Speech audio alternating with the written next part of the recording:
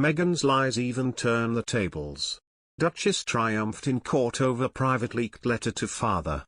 Associated newspaper, the publisher of the Mail on Sunday, Daily Mail and Mail Online, lost a Court of Appeal challenge against a ruling in favour of Meghan over the publication of extracts from a personal letter she sent to her estranged father Thomas Markle Sr. Meghan penned the letter to her father in August 2018.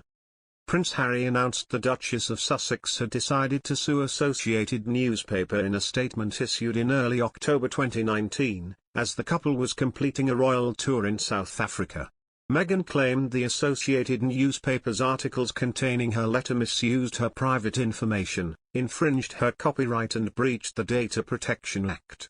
The Duchess won her privacy case in February, when High Court Judge Lord Justice Warby ruled in her favour without a full trial, saying the publication of these extracts had been manifestly excessive and hence unlawful.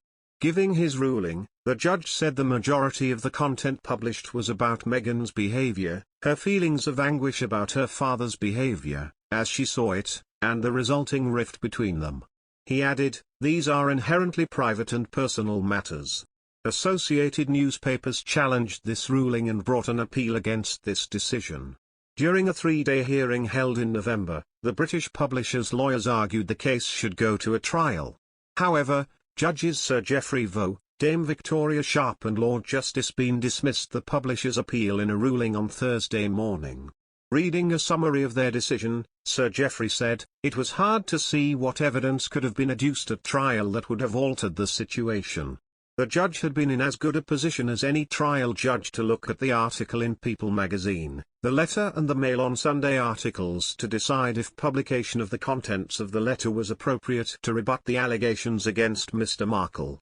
The judge had correctly decided that, whilst it might have been proportionate to publish a very small part of the letter for that purpose, it was not necessary to publish half the contents of the letter as ANL had done." In his mention of the People magazine article, Sir Geoffrey referred to a story published in early 2019 and in which 5 of Meghan's friends anonymously defended the Duchess and spoke about Mr. Markle. In the judgment, the judges also stated the content of Meghan's letter to her father was personal, private and not matters of legitimate public interest. During the hearing in November, the judges were told during the hearing that 585 out of the letter's 1,250 words had been republished in the 5 articles in question. Moreover, they heard a written witness statement by Jason Knauf, the former communications secretary to the Duke and Duchess of Sussex, who claimed Meghan wrote the letter with the understanding that it could be leaked. He said she had sent him an early draft of the letter and had written, "Obviously everything I have drafted is with the understanding that it could be leaked, so I have been meticulous in my word choice, but please do let me know if anything stands out for you as a liability." In her statement, Meghan stressed she did not think her father would leak her letter as it would have shown him in a bad light. Denying she thought it likely her letter would enter the public sphere, she said she merely recognized that this was a possibility. The Duchess also said, "The proposition that saying that I recognized that it was possible that my father would leak the letter, albeit unlikely, is the same as saying that I thought it likely that he would do so is, I would suggest, absurd." The Duchess said the text exchange showed she went to considerable lengths to ensure that the letter only went to my father. Following the Court of Appeal's judgment, Meghan issued a strongly worded statement celebrating her victory. It read, "This is a victory not just for me, but for anyone who has ever felt scared to stand up for what's right. While this win is precedent-setting, what matters most is that we are now collectively brave enough to reshape a tabloid industry that conditions people to be cruel, and profits from the lies and pain that they create. From day one, I have treated this lawsuit as an important measure of right versus wrong. The defendant has treated it as a game with no rules. The longer they dragged it out, the more they could twist facts and manipulate the public, even during the appeal itself, making a straightforward case extraordinarily convoluted in order to generate more headlines and sell more newspapers, a model that rewards chaos above truth.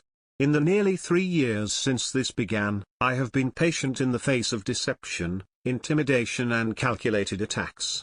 Today, the courts ruled in my favour, again. Cementing that the Mail on Sunday, owned by Lord Jonathan Rothermere, has broken the law. The courts have held the defendant to account, and my hope is that we all begin to do the same. Because as far removed as it may seem from your personal life, it's not. Tomorrow it could be you. These harmful practices don't happen once in a blue moon, they are a daily fail that divide us, and we all deserve better. The Duchess of Sussex, 40, sued Associated Newspapers Limited, ANL, over 5 articles that reproduced parts of a personal and private letter to Thomas Markle, 77, in August 2018.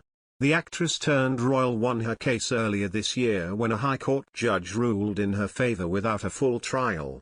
But ANL brought an appeal and, at a 3-day hearing in November, argued the case should go to a trial on Meghan's claims against the publisher, including breach of privacy and copyright.